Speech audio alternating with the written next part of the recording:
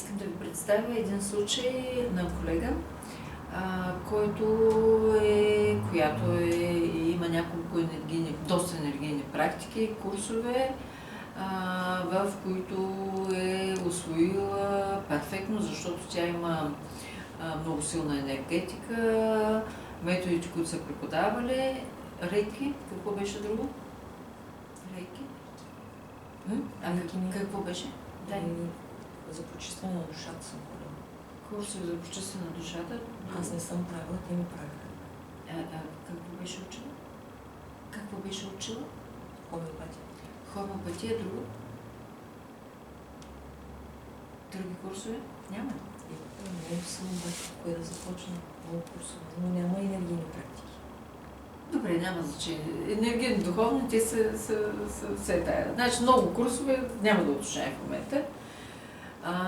Аурата беше първоначално зелена с ляво торсионно поле. В момента виждате една програма за квантово заплитане върви, хомеопатия, как я модулира аурата. В момента не подаваме енергия.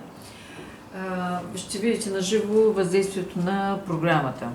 Има енергиен пробив тук долу в ляво леко, горе в ляво също.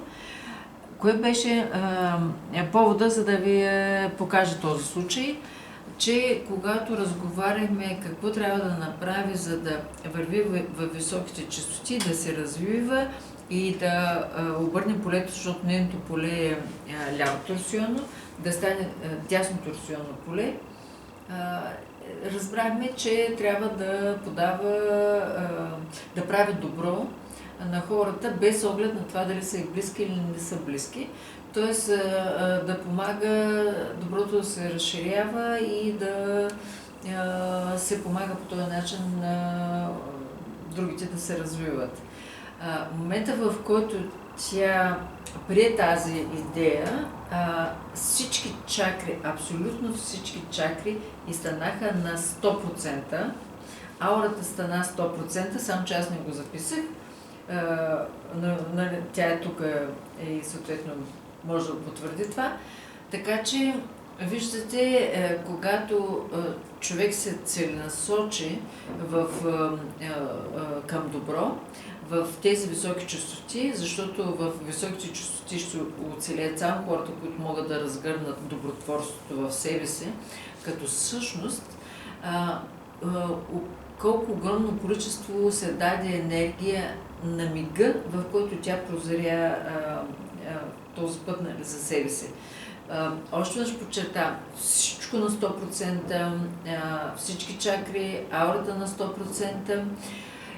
Значи, ако трябва да съм по-конкретна в случая, когато искаме да помагаме на другите, без това оглед на това дали са неприятели, непознати или непознати, а просто търсим начин да го направим, от високите честоти на мига се дава огромно количество енергия.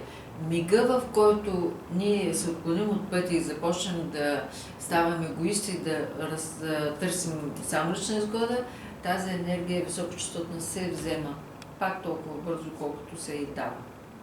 Сега в момента виждате нейната енергия, как се промени от оранжева, стана синьо индиго, сега е вече индигова, пълно подравняване на четирите енергии на 800 000 енергоединици. Това означава много висока честота. Вече в момента е с дясно торсионно поле. Тези трите чакри с по-висока аура, по-висок процент от долните. Когато започне да чисти тялото, започват долните чакри да се активират. Сега ще ви покажа духа при нея. Вижте как скача духа. Това е енергията на духа, менталната енергия и физическата енергия. Тоест, изчистването с квантовото заплитане, в случай пускаме 5 хомеопатични лекарства, води до това повишаване на духовната енергия при нея.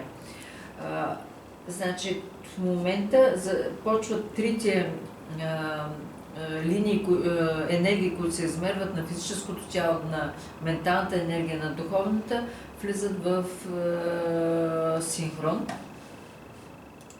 Момент само да видим. Така. Значи аурата я виждате вече почти няма никакъв пробив. Синие, това е високо духовна аура. Беше индиго.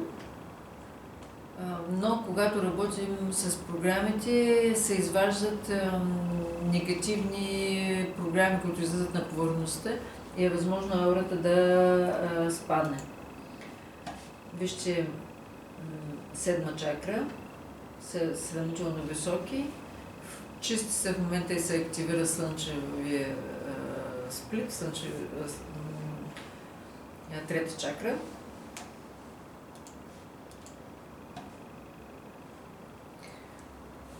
Енергията стига до близо 1 милион енергоединици, менталната и физическата, в момента в който се работи.